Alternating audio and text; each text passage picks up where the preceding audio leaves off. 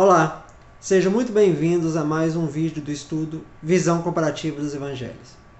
Fico feliz em ter você aqui. Meu nome é Wellington Lima. Vamos falar sobre o ministério de Jesus paralelo ao de João Batista. Estes eventos ocorreram na Judéia, provavelmente no ano 27 depois de Cristo. O que nós vamos tratar aqui está relatado em João, capítulo 3, versículos 22 a 36. Mas para não ficar um vídeo muito longo, nós vamos partir esse estudo em duas partes. A primeira parte nós vamos ver do versículo 22 até o versículo 30. E a segunda parte do versículo 31 a 36. E aqui nesse estudo, eu gostaria de chamar a atenção para o que João Batista pode nos ensinar sobre como cuidar da igreja, a noiva de Cristo. Vamos lá? João, capítulo 3, versículo 22.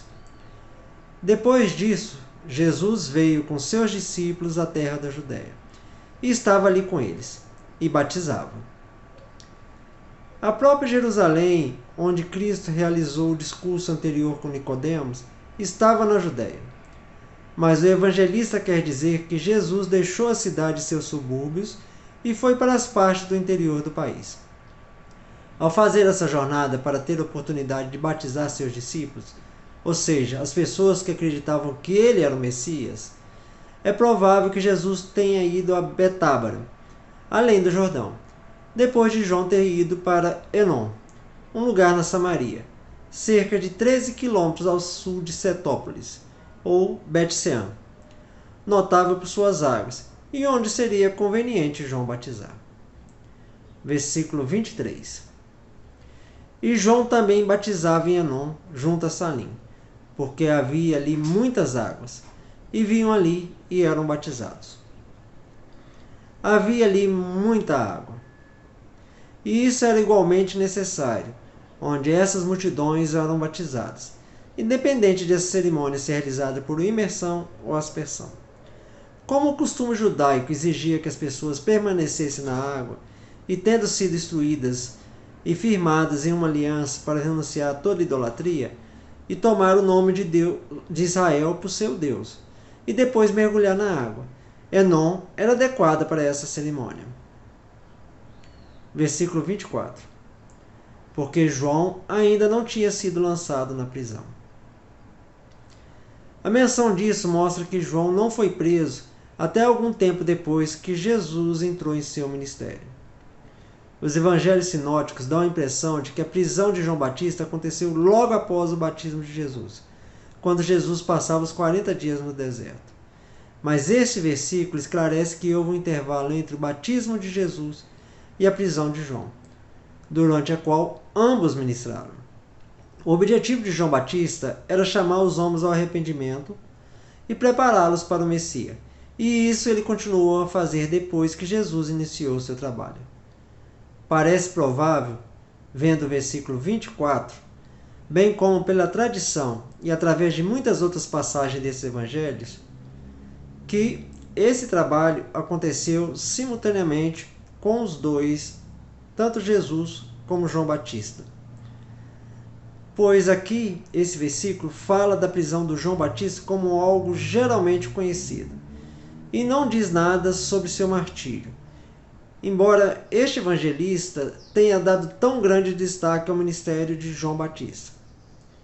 Não podemos supor que ele teria omitido um fato tão material, tão conhecido, se ele não soubesse que os outros evangelistas já o haviam registrado.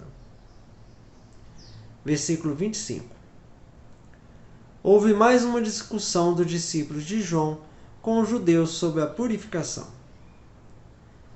Qual era o assunto exato dessa disputa, não sabemos.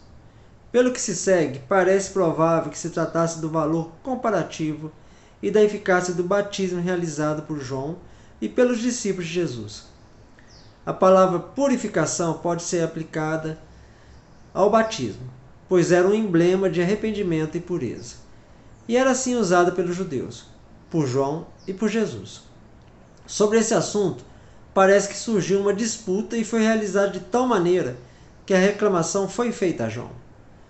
Talvez esse debate foi como Jesus, que havia sido batizado por João, passou a rebatizar os discípulos desse último, declarando assim uma autoridade maior que João, e indiretamente expôs que seu batismo foi ineficaz para os propósitos de purificação.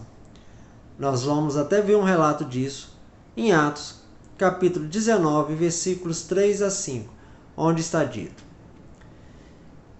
E ele, Paulo, lhes disse: Em que vós fostes batizados? E eles disseram: No batismo de João.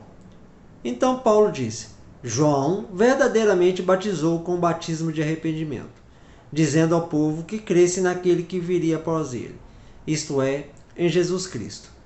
Ao ouvirem isso, eles foram batizados no nome do Senhor Jesus.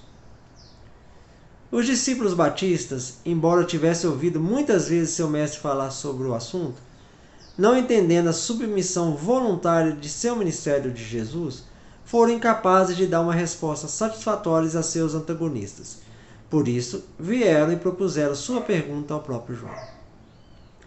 Versículo 26.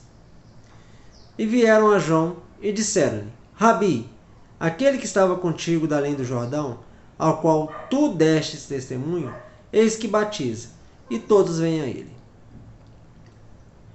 Por meio desse argumento, esses discípulos se empenham em tornar Cristo inferior a João, ou mostrar que João, por fazer-lhe honra, o havia colocado sob obrigações, pois eles reconhecem que João conferiu um favor a Cristo, adornando com tais títulos honrosos, como se não fosse dever de João fazer tal proclamação, ou melhor, como se não fosse a maior dignidade de João ser o arauto do Filho de Deus. Eis que batiza. Por que João Batista continuou a batizar depois que Jesus se manifestou? Por que ele também não se tornou um discípulo? João explicou que, pelo fato de Deus ter lhe dado uma tarefa, deveria continuar a executá-la até que Deus determinasse. O principal propósito de João era conduzir as pessoas a Cristo. Por isso, mesmo após o início do ministério de Jesus, João continuou a conduzir as pessoas para ele. Versículo 27. João respondeu e disse: O ser humano não pode receber coisa alguma se não lhe for dada do céu. João não compartilhou dos sentimentos ou simpatizou com o amor por primazia dos seus discípulos. Ele veio para honrar a Jesus, não para edificar uma seita. Ele se alegrou com o sucesso do Messias e começou a ensiná-los a se alegrar também. Um homem de Deus, o profeta, não pode assumir maior dignidade e autoridade do que Deus julgou oportuno conferir a ele. Versículo 28. Vós mesmos me sois testemunhas que disse: Eu não sou o Cristo, mas que sou enviado diante dele. No costume judaico, uma pessoa que representa a outra age sob a autoridade de seu remetente, mas deve aderir às restrições de sua missão. A autoridade real sempre deriva do remetente, por ser enviado à frente. Malaquias registra isso no capítulo 3, versículo 1. Eis que eu enviarei o meu mensageiro, que preparará o caminho adiante de mim. E de repente virá a seu tempo o Senhor a quem vós buscais, o mensageiro do pacto a quem vós desejais. Eis que ele vem, diz o Senhor dos Exércitos.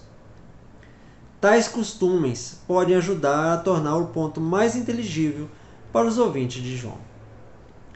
Versículo 28. Aquele que tem esposa é o esposo, mas o amigo do esposo, que o apoia e lhe ouve, alegra-se muito pela voz do esposo. Assim, pois, já meu gozo é cumprido. Esta é uma ilustração tirada do casamento. A esposa pertence ao marido. Então a igreja, a noiva do Messias, pertence a ele. O amigo do esposo é aquele cujo propósito é atendê-lo na ocasião do casamento, que é escolhido para fazer todos os preparativos, cuidar de recepção e organizar a festa. O amigo do noivo só acabava seu trabalho quando deixava tudo preparado. Esse era geralmente o amigo mais próximo e era uma grande honra, pois o amigo do noivo poderia oferecer discursos de encorajamento no casamento, poderia ser também uma testemunha do casamento, contribuir financeiramente, possuir a evidência da virgindade da noiva e assim por diante. Aqui, João está querendo dizer ele mesmo. E tal é o verdadeiro ministro do Evangelho. Ele é um amigo de Cristo, um amigo de seus interesses, e busca por todos os meios promover isso, e traz as almas a ele. A prontidão de João em diminuir sua importância demonstra uma humildade incomum. Pastores e outros líderes cristãos podem ser tentados a enfocar mais o sucesso do seu ministério do que Cristo. Devemos tomar cuidado com aqueles que enfatizam mais as suas realizações do que o reino de Deus. Versículo 30.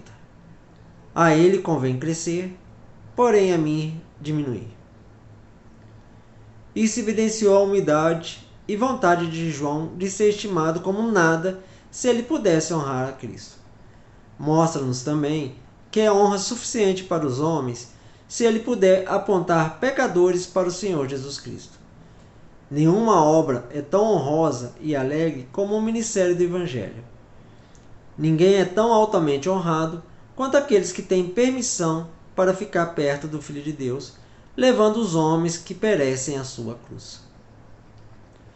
O que podemos aprender nesse trecho que estudamos até aqui? Qual foi a fonte da dificuldade dos discípulos de João Batista? Foi que Jesus estava ganhando popularidade, que o povo se reuniu com ele, que eles temiam que João fosse abandonado e que seus seguidores fossem diminuídos em números e influência. Assim, muitos amam sua denominação mais do que a Cristo, e ficariam mais felizes com o fato de um homem se tornar um presbiteriano, um metodista, um batista, do que se tornar um cristão sincero e humilde. Este não é o espírito do Evangelho, como vemos relatado em Marcos, capítulo 9, versículos 38 e 39. E respondeu-lhe João, dizendo: Mestre, vimos um que em teu nome expulsava os demônios, e ele não nos segue. Então o proibimos, porque não nos segue. Porém, Jesus disse: Não o proibais, porque ninguém há que faça milagre em meu nome, e logo passa a falar mal de mim. A verdadeira piedade nos ensina a nos alegrar que os pecadores se voltem para Cristo e se tornem santos, quer nos sigam ou não. Que Jesus seja exaltado e que os homens se voltem para Ele. É a linguagem da religião, qualquer que seja a denominação que eles sintam que é seu dever seguir. Terminamos por aqui. Lhe aguardo para a segunda parte no próximo vídeo. Até lá!